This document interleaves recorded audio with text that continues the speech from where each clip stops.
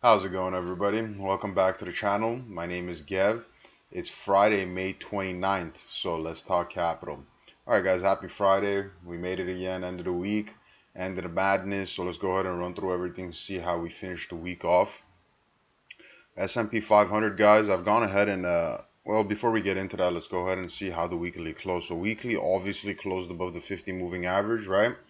Which currently sits at about 3,000.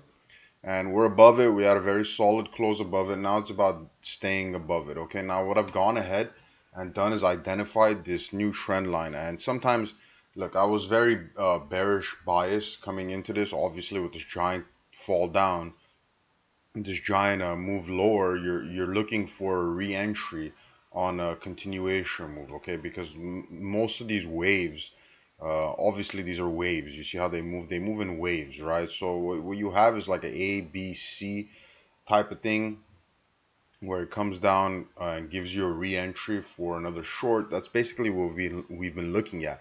The problem with what I've been doing is I've been just looking straight up at the most logical stuff that would reverse the market, and basically logic has been thrown out the window as far as all markets goes, right? We have a super disconnect between Main Street and Wall Street.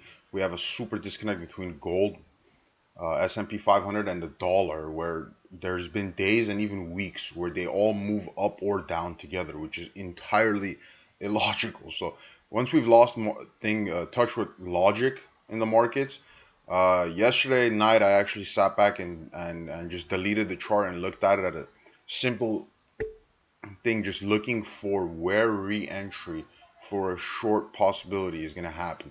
Okay, and this is basically what I've come up with. Okay, so when you draw diagonal trend lines and even horizontal trend lines, but mostly diagonal, when you draw diagonal trend lines like this yellow one that I have, you want to make sure the touch points are places where massive rallies take place, right? So, like, what do we mean by that? I mean, like, we had a massive correction here, and by massive, what I mean is a scary correction, right? So basically, we had a top here, and we had a higher high, and then a fall down in 18 and a recovery.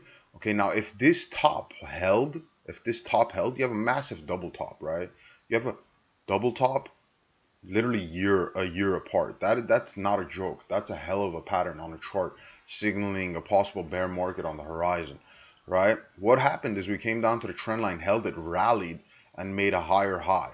Okay, so we have a high, we had a higher high. Came back, held it, rallied to the same high, almost making another top, double top, and more dangerously, possible head and shoulders formation right here, right? Left shoulder, head, right shoulder. Came back down to the trend line, which was almost a 200 moving average, 200 daily, and massive heroic rally to what is now the market top, right? So this is a very solid trend line. We can legitimately consider this to be a play, right? Okay, well, what this trend line is telling us now is that we have further upside, number one. Number two, our possible short targets are basically 31, 37, and it just depends on where you contact this trend line, right? I'm almost certain we'll have a wick through just like we did here coming up, but if we continue sideways action and contact this trend line up here, so then the short is 31.84, right? It just matters where you contact this trend line. Okay, what I like to sometimes say is X marks the spot. I'm sure you guys have all heard of that, and it's not always precise, but what that basically means is like right here. You see how that right there is almost an X marks the spot and hits it? Well, we have that basically here. Okay, and if we go ahead and contact that right there, that's your X marks the spot short, right? So it's going to be very curious to see how this plays out. As far as the daily candle goes, as I told you guys yesterday, we're most likely going to have a pull down to the 200, and we did. And if we go along the lower time frames, you guys can see that we pulled down to the 200, which was right here. Okay, we pulled down to the 200 and rallied hard off of it.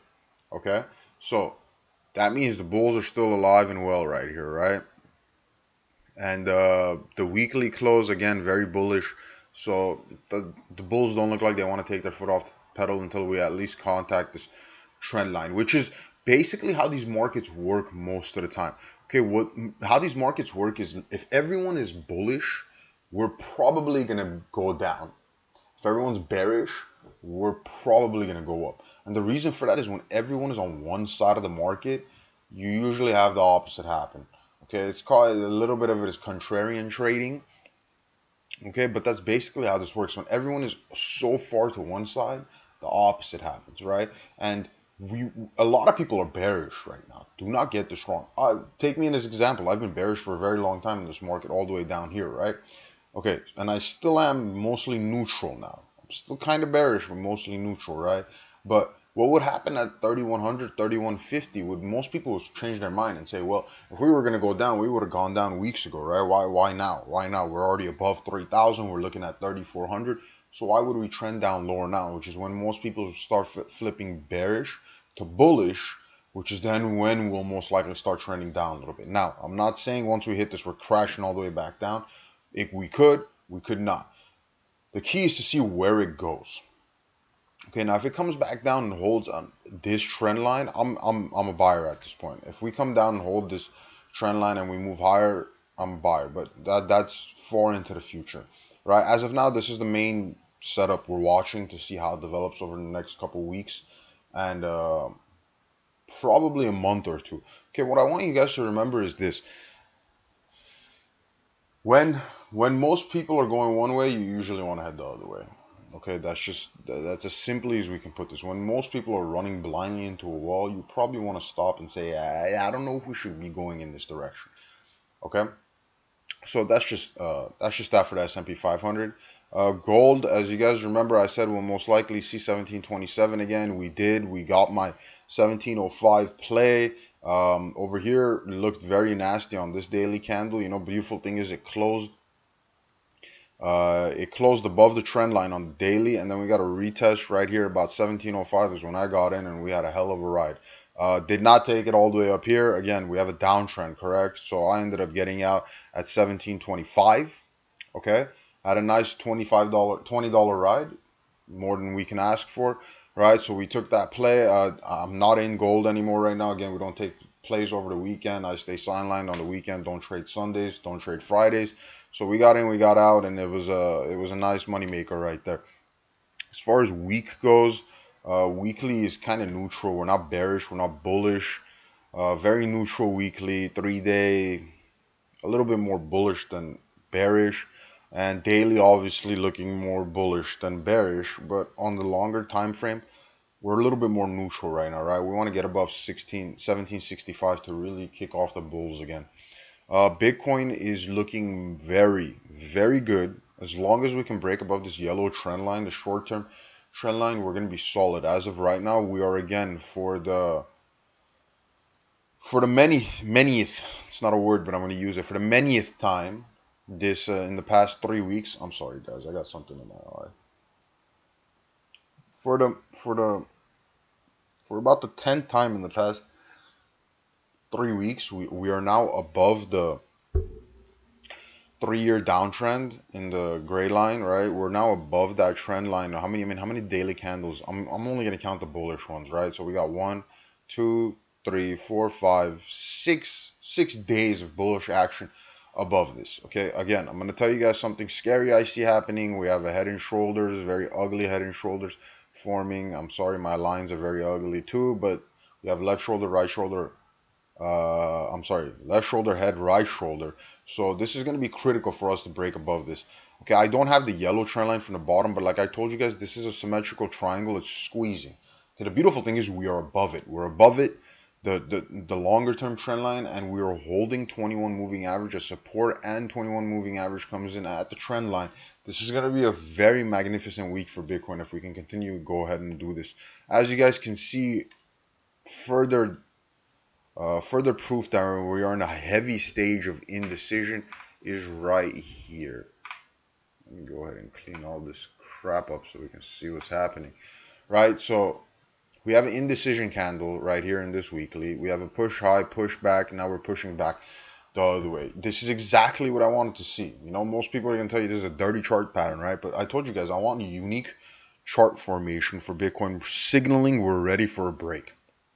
As simple as this goes, if it continues to do the same crap it's been doing, well, then we know that we're heading right back down, right? We need unique chart formation, right? This is a textbook bull flag if we can continue to hold it. Here's your pull, okay? And you're basically just squeezing here. There's your flag, and you're just squeezing there, right? We're just squeezing here. So as long as we're doing that, this is good. A bull flag break puts you like that. Look at where that puts us, right? So the pull becomes the break. The break puts us at 14K. This is, if this can continue, we are in for a beautiful ride, guys. But let me tell you, let me put it to you this way. If we get below the weekly 21 moving average, which is currently sitting at 8,000, and we don't get above it quickly, we're in trouble. We're in trouble. Do not get it twisted. We need to hold these current formations that we're in order for a move higher. Any break below realistically about 8,200 and we're in trouble. We're looking at a prolonged sideways movement, probably looking at a breakout in August or September, possibly even October for a move to 14K. So if we can sustain the current trajectory, we're looking absolutely gorgeous on Bitcoin. And to end the week, we're going to visit Tesla real quick. Here we go.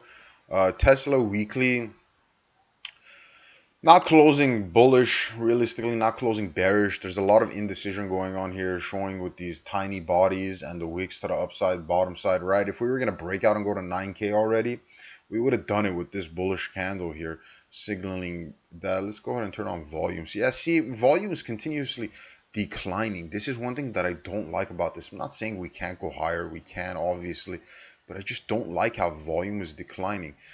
It's not bad. So if we put a trend line down, we're looking like we're finally getting a solid break above, as we did. Nice. So that's a good thing. So basically the next hurdle is $867. If we can clear that, we're on pace for 960. And if we can clear that, we invalidate all the stuff I've been saying, and this guy is looking very bullish. Again, one thing to realize, higher low trajectory, right? So we have a low, higher low, higher low, higher low, higher low, higher low, possibly a breakout on the horizon, right? So that's basically what to watch for. I